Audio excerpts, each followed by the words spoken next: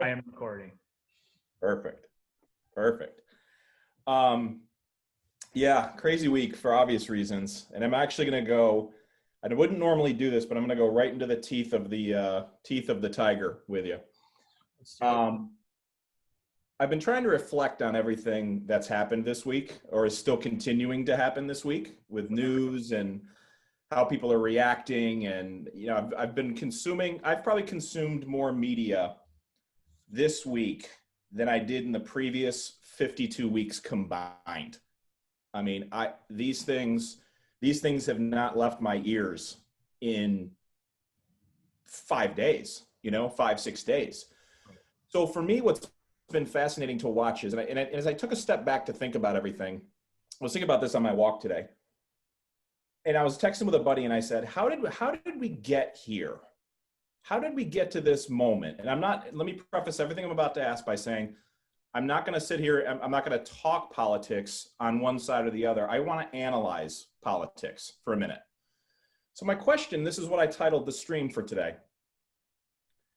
What can we learn from the Trump brand?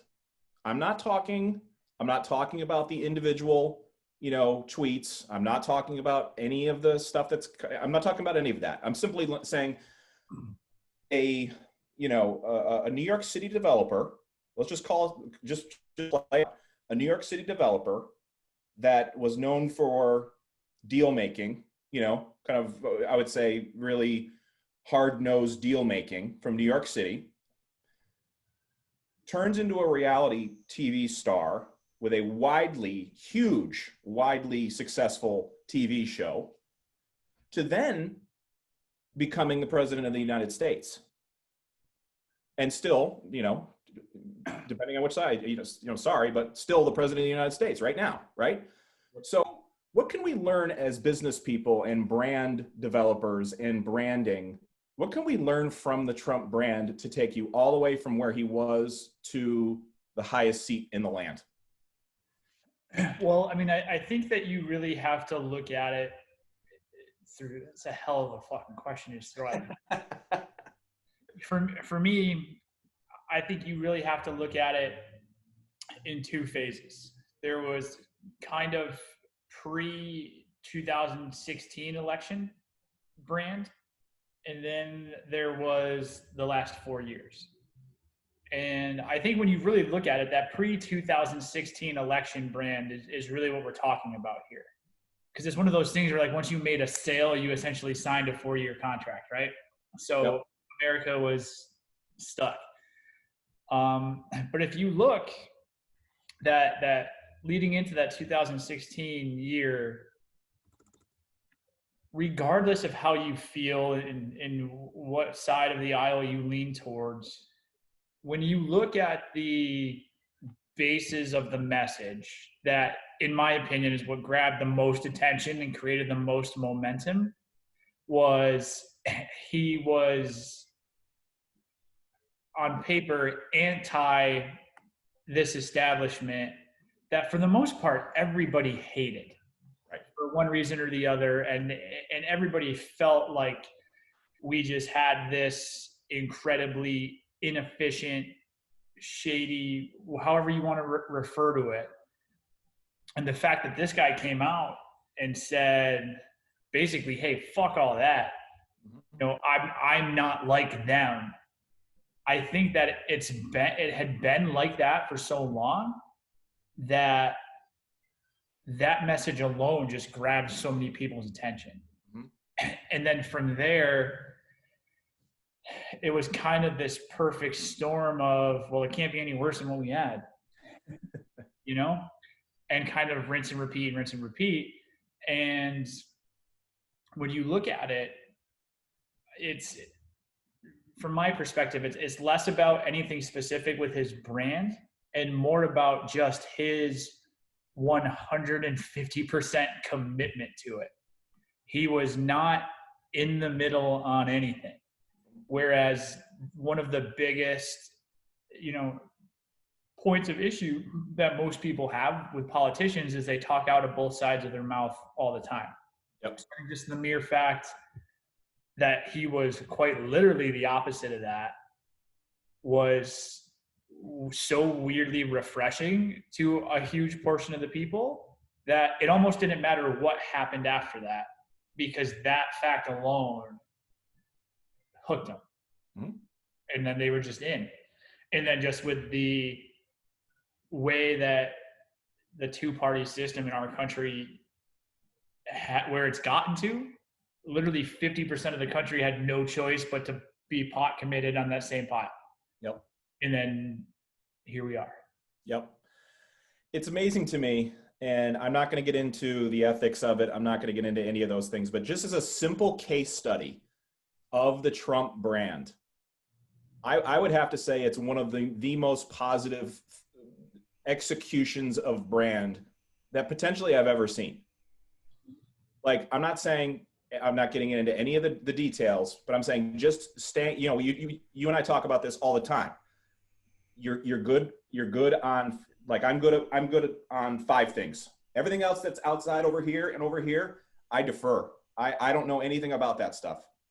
But for him to continually, for 40, 50, 60 years, continuing to pound the same message that he did about, you know, America first, and, you know, MAGA, and you know, win at all costs, and this, again, I'm not agreeing with any of it, or nor I'm endorsing it. But just as a brand study to elevate yourself to get 70 million votes for the president of the United States, it's going to be, I think, just a fascinating case study when we break this all down.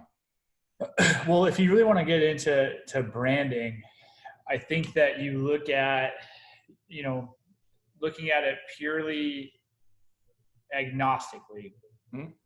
feelings aside. Yep.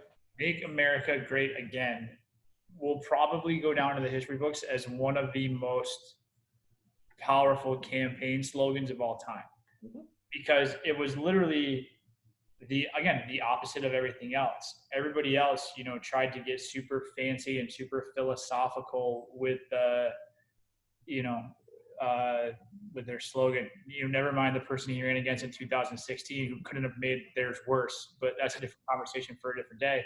But like, make America great again. What genius from a branding standpoint, because it literally it's super straight to the point. You know, nostalgia is, in my opinion, one of the biggest, you know, most powerful marketing tactics that exists, because people are nostalgic about things that they like. So the nice part about that is make America great again meant something different to everybody. Right. You know, when my dad thinks of America being great again, it's going to be different than my grandma, than your aunt, than Siobhan.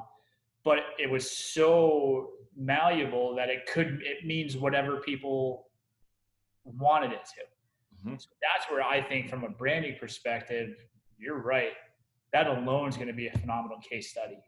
Just seeing the life that took on of its own. So here's the parallel I'll draw. Not even a parallel, just a story. So we rented a house on a lake at the end of August. So we went with our other quarantine family, and we were right on the river, right on the lake and the river, right up in Oneida.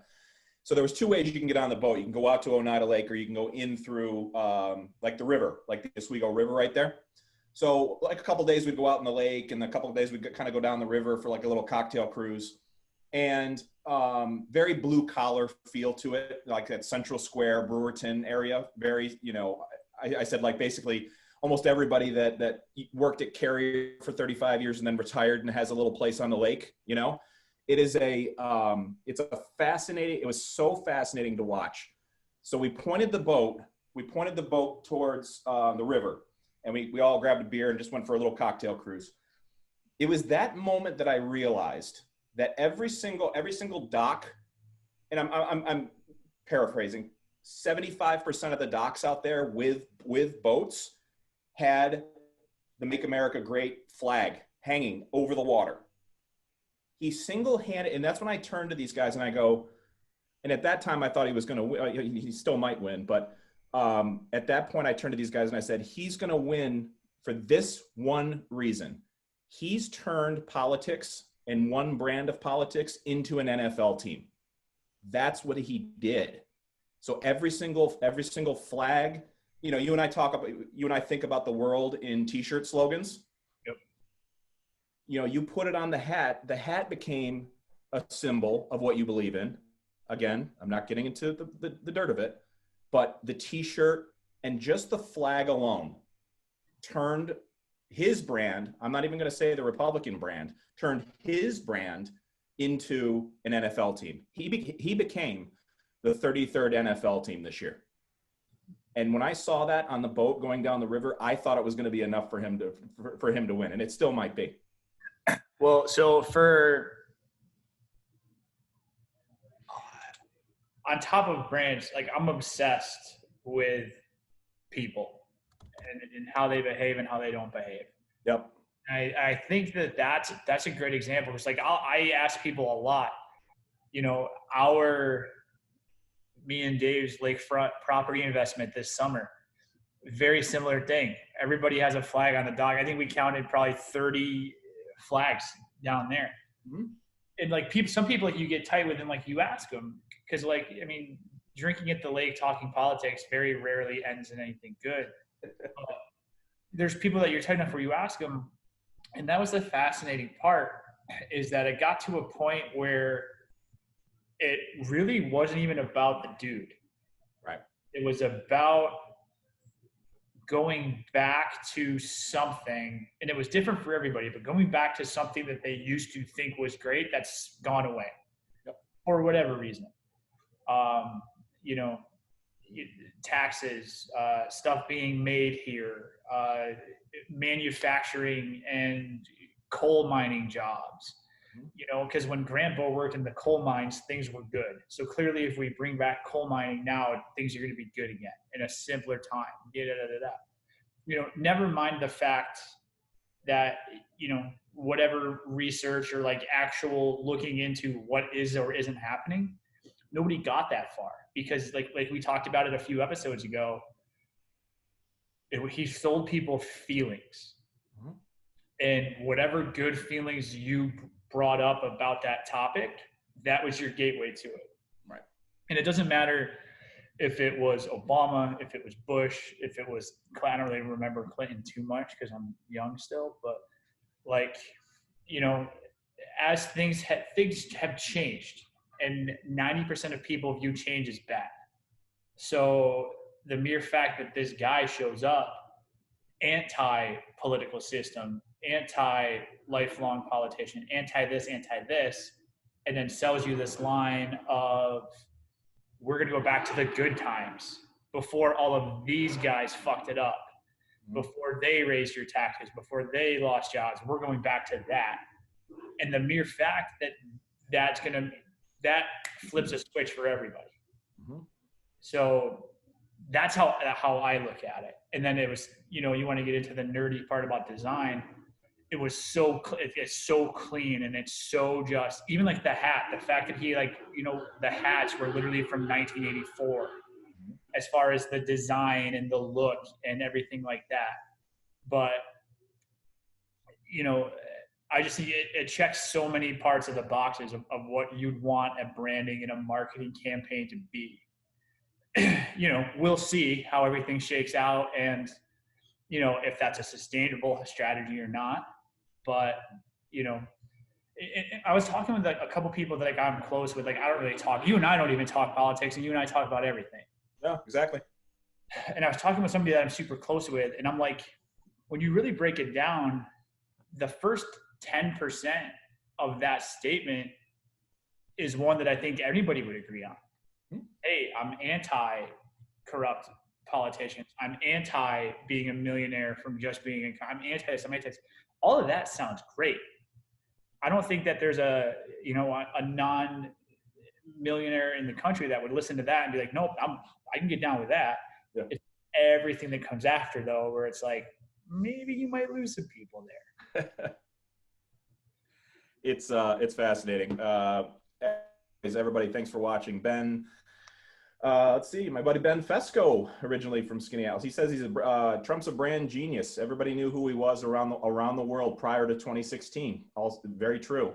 Many of us had no interaction with the Trump brand, but we all knew who Trump was. Growing up in a little town upstate New York City, we all knew Trump in the 90s. That's a great point. Kevin, our buddy Kevin checking in. Good to see you. He said election slogan, yes, re-election, no. A solid campaign slogan has to cast a positive future vision. Since he reused it, this is interesting. Since he reused it, many felt like he had 4 years. Oh, hang on. And in many ways, we are worse off. That's interesting. What do you think about him? Is it a continuation of the Make America Great brand that he carried through, and did he lose people, or how would you have played it? So, two-part answer to that is, one, you know me. Ultimately, in an election, you're trying to sell yourself and your policies and what you're going to do. That's what an election is. And it's infinitely harder to get somebody to let you do it again than it is the first time. Because the first time, there's still this specter that, like, fuck, maybe he can do all this stuff. But you have 4 years is a pretty good track record. If I sign a client to a 4-year contract and we're still not helping them sell anything more, like, I'm not getting another 4. So that's part of it. From my perspective, looking at it purely from a marketing perspective, I thought running back the same Make America Great Again tagline was a huge mistake, because it is just a giant bullseye for, like, you just had 4 years to do this.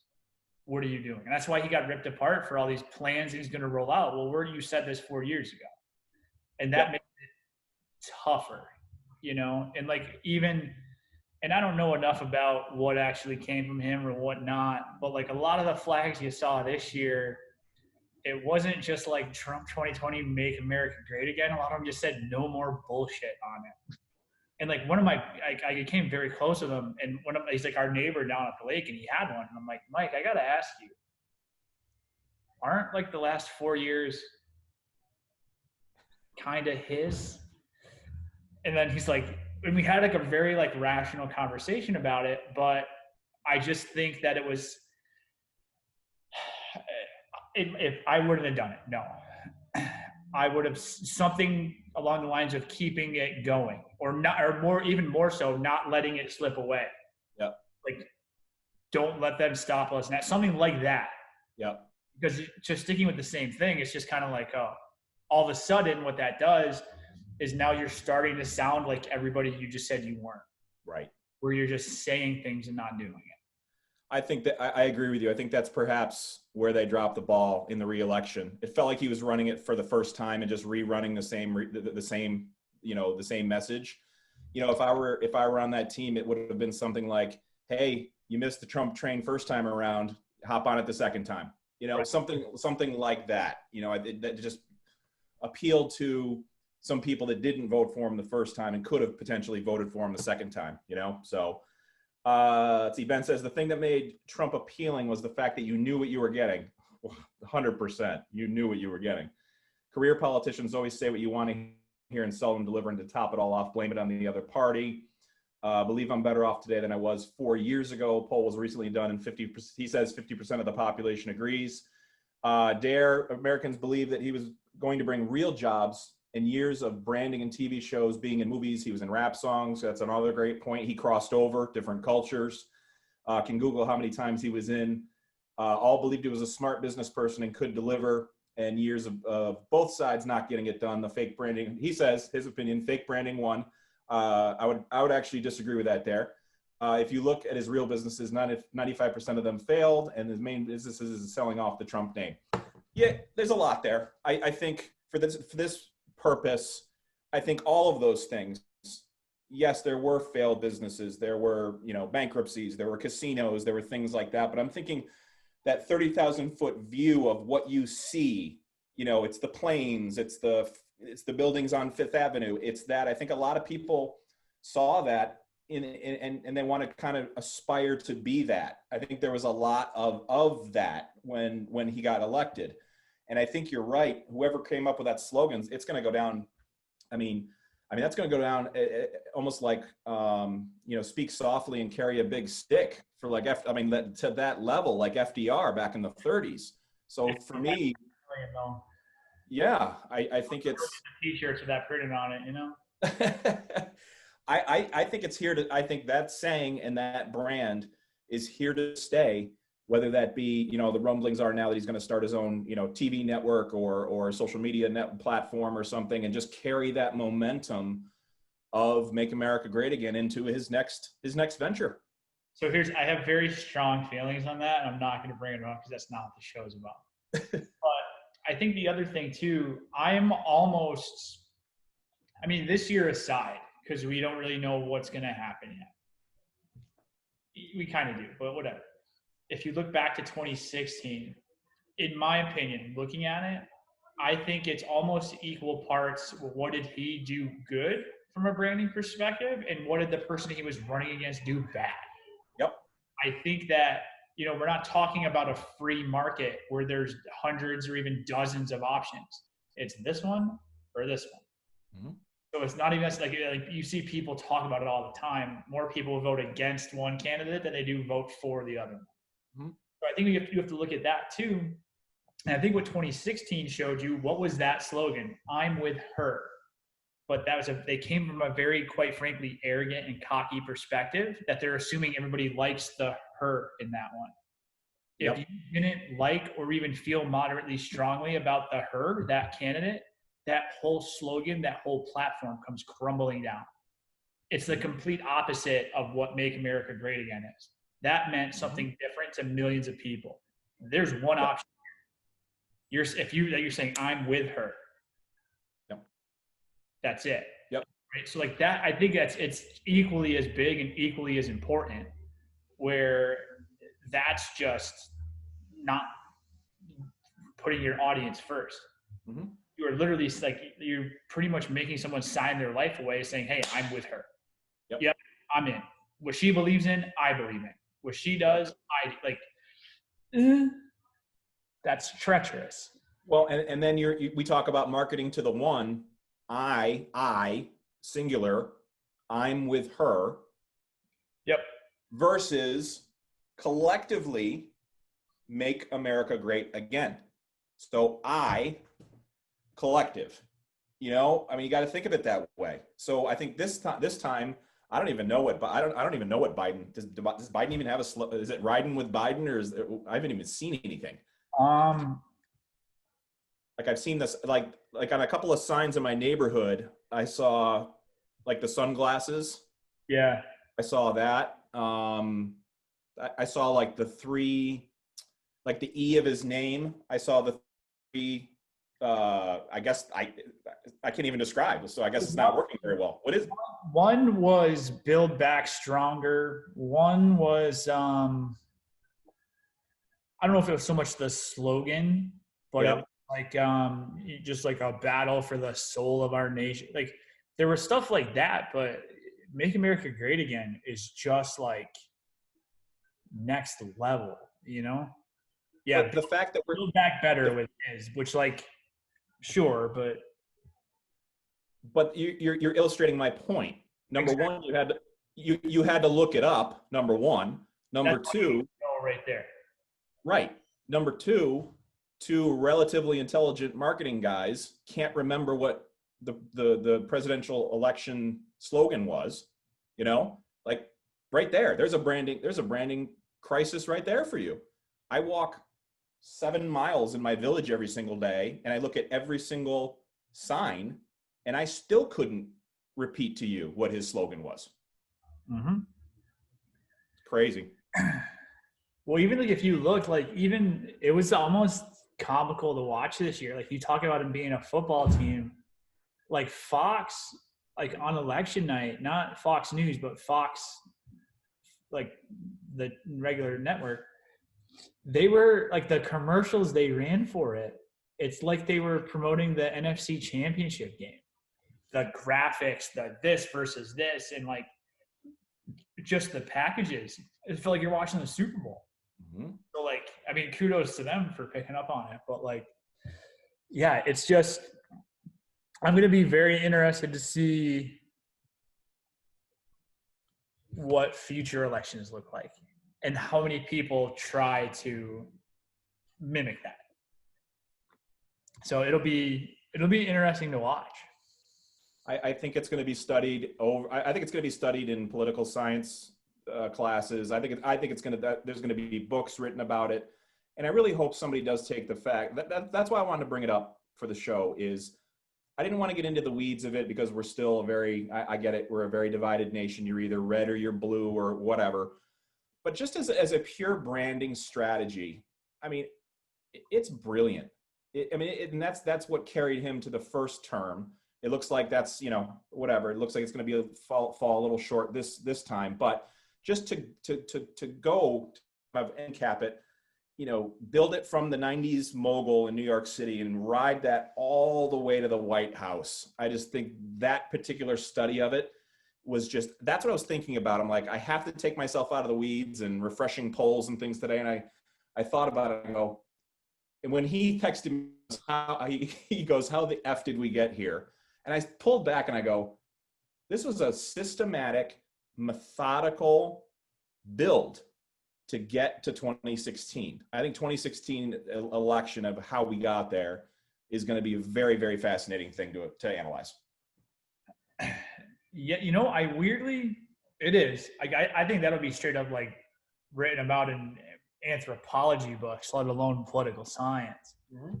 But when you look at it and when you strip everything else away and you just look at the base of what we're talking about, it's really not that outlandish, right? You have this establishment that literally nobody even likes their own team. They just dislike the other one. But like everybody says they're all whatever anyway. They're all this, they're all that, they're all the same. So when you look at it, anybody with any kind of name recognition and any kind of, just not some weirdo coming out of nowhere that comes in with any amount of street cred saying, hey, I'm the opposite of that, it's really not hard to see how that gains momentum. And then you just so happen the guy behind this one has quite literally made a living knowing what people want to hear. And when you mix those two things together, I mean, yeah, to go from zero to the White House, that's I think, surprising everybody. I don't think in 2015 anybody would have believed that. Mm-hmm. But when you really look back at it and you just kind of strip all of the animosity and divisiveness and all of that away, it really makes a lot of sense. And candidly, what I wouldn't be surprised, if you, I gotta be careful here. If you had I think he essentially showed the pathway for what future people could do in a similar situation. Think about the parallels. What do we always tell people when we're working on a brand or a marketing campaign for a client? You have to humanize yourself. You have to connect with your audience. You have to not be a business. You have to be a person. When you break it down, that's really all he did, right? And he was, like it or hate it, authentic. That's him. And he's been around enough where everybody knows that's him. So in a weird kind of fucked up way, the pillars that we always talk about are all there, and heaven forbid you kind of get through and have I don't want to sound hurtful, but a good candidate adopt that same kind of strategy, red or blue, right? Where they actually put people or issues first and they say, hey, yeah, this is what we're going to do. I was talking with Dave about it today. You saw presidential candidates walking around in a blazer and jeans more in the last 6 months than you did your entire life before that. That's not on accident. You see, being normal, Biden walking around with his aviators eating ice cream. I think it's one of the smartest things he could have done. Imagine if he did a fireside chat after every rally and ate an ice cream talking on Facebook Live. Wrap it up. You know what this reminds me of? This is what now that I've had some time to think about it, I'm really glad we flushed this out. I might write a few articles on this. Is what he did in 2016 with Make America Great Again is going to try to be emulated by every single politician that comes by in the next 40 years. And what is that? When I say that, the first thing I think of was Billy Beane playing Moneyball. So we're going to start to see copycats of Make America Great Again because Billy Beane with the Oakland A's in 2001, 2, and 3 had like a $25 million payroll. Meanwhile, the Yankees got $250 million payroll. And guess who's winning every single year? It was the A's. Right. He used the advanced analytics of the game that nobody else did that had this ripple effect through the entire thing. So all of a sudden, Theo Epstein is a protege of Billy Beane. Goes to the Red Sox, implements the same Moneyball thing. They win their first title in 150 years, whatever it was. So to me, and then goes to the Cubs and they win their first title in 100 years. Theo Epstein, living life. So, I mean, when you draw those parallels, we're just going to see copycat after copycat. But many times you can't get back to where the original was. So as it pertains to what you and I do, it's like, you said it, be human, know your 5 pillars, only talk about your 5 pillars, be authentic. Boom, all of a sudden you look up 40 years later, you have a really strong brand. Imagine that. Put your head down for 40 years. And more importantly, stop being afraid to be the first person to do it. The one thing that you just said there, a lot of people are going to try to emulate it, and it's going to be progressively less effective every time because that's just what he did. And it's the same thing now where you see people that fucking Facebook Live every other day because 3 years ago that worked. And they had to wait till 3,900 people tried it before them. We're just a copycat species.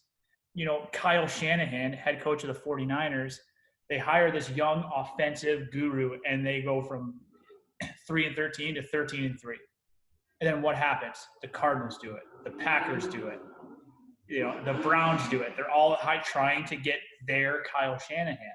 So yeah, you're going to see dozens of people try to be the next Donald Trump and how they run their campaign, which, you know, going back to what we just talked about, I don't think that's a bad thing.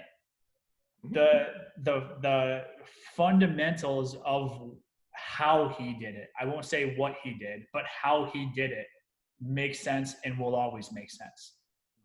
This is me. This is how I talk. This is what I say. Yeah, I said that. So what? Yep. The fact that nobody else, especially in that universe, would ever in their worst nightmares said that on TV. Mm-hmm. And he just fully committed. Imagine, so take it all the way from the right and now go all the way to the left. Let's find somebody that I think is doing a good job of staying on brand. This is going to infuriate a lot of people, just like Trump infuriates a lot of people. How about your girl AOC? How about AOC over here on the left side? You know what she did 2 days before the election? Started a Twitch. She hopped on. She did her Twitch thing. Yep. She played Among Us on Twitch, and she broke the record for how many people were watching one concurrent stream. She had 450,000 people watching her play a mobile game. So you got Trump over here, storytelling for 40 years. Then you got the newcomer, AOC, over here on the platforms that everybody's on to turn out the young vote. So now we don't know how the election's going to end, but can you imagine if it comes down to 10,000 of those 450,000 people that were watching AOC play a video game on Twitch? Yeah. So all of a sudden you look at those two polar opposites and it's like, wait a minute, they're a lot more alike than you think they are because they understand where attention is. They understand that they're polarizing and they're using that attention to drive what they both want, which is votes in the election. Fascinating case study, what's happening. And people forget too, man, like a lot of people will say that like Donald Trump won that first election on Twitter. You know what I mean? Yeah, yep. Twitter was one of the big 3 or big 4, but it was the ugly whatever duckling of the whole group. You know what I mean? But then all of a sudden Donald Trump's using it. Oh, the president's using it. Now everybody's tweeting. You know what I mean? Like Joe Biden would have never had a Twitter. I don't believe he's tweeting, but it's fine. He would have never had a Twitter 8 years ago. But that's a thing now. So like people are like, dude, AOC on Twitch, just watch. 4 years from now, 8 years from now, 12 years from now, Twitter's gonna be old. But it's just the trying new things, and think what you want and say what you want about what he's used Twitter for since then. But like without Twitter, do you think he wins that election in 2016? No way. But that was another thing. He humanized himself. He said things on there that at the very least some portion of his base was thinking, and he connected with them. And he would retweet certain people. And that shows that builds a community. You could make a valid argument if it was good or bad, but it built a community.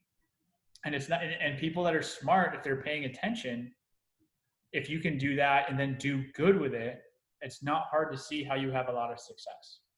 Yep. And but more importantly, what did he do with Twitter? When he was running for president, and people asked him, why are you on Twitter so much? He goes, because I want them to hear it directly from me. Mm-hmm. I don't want it to get filtered through my press secretary. I don't want it filtered through the media. I don't want it filtered through anybody's voice. You're going to hear it from me. So that's like the CEO of, that's like Zuckerberg himself saying, these are what the Facebook policies are, and I'm going to tweet it out or obviously put it on Facebook.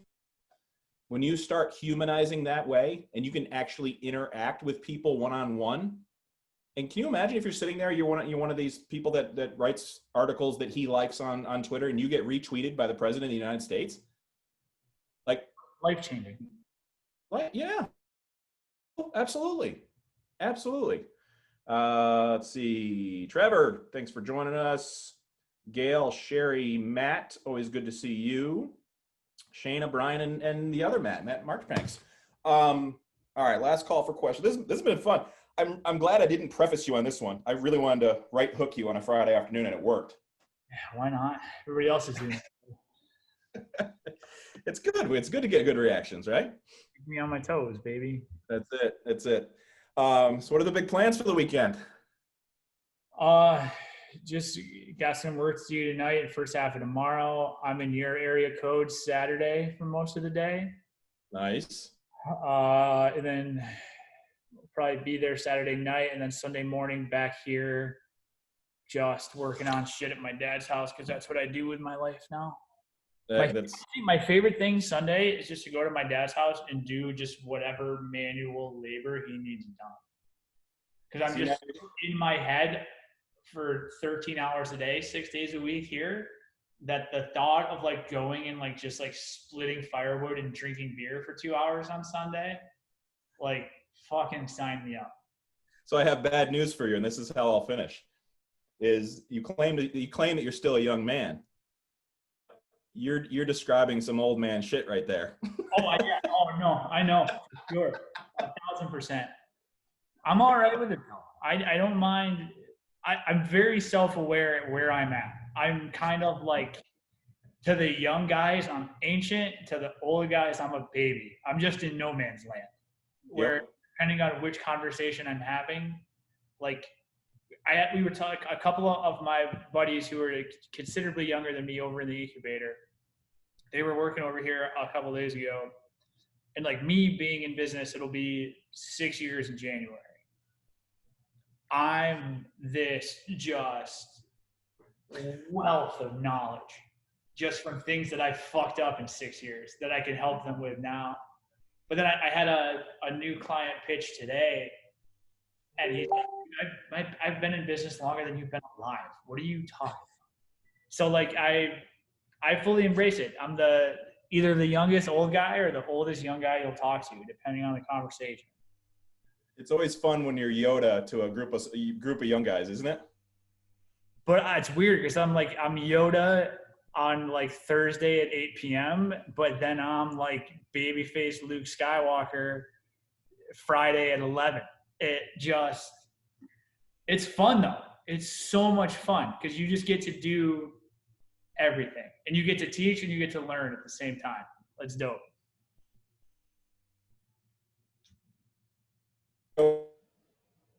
Star Wars, right? You froze for a good 8 seconds there. I'm going to see funny. Oh, did I get? There you go. Oh, sorry about that. I said it's like Paige says. You always it always comes back to Star Wars. See? There's an analogy for anything in those movies, man. I love it. Cool. Thank you. Oh, my mom says she likes it. And I'm assuming she's saying the drinking beer and splitting wood part. So you have my mom's full endorsement. That's all that matters, to be honest with you. Well, thank you. If you're watching and or listening on Facebook Live, we always appreciate it. That was lively chat back and forth. I appreciate that. If you're listening on iTunes, Spotify, if you're watching us on YouTube, we appreciate that.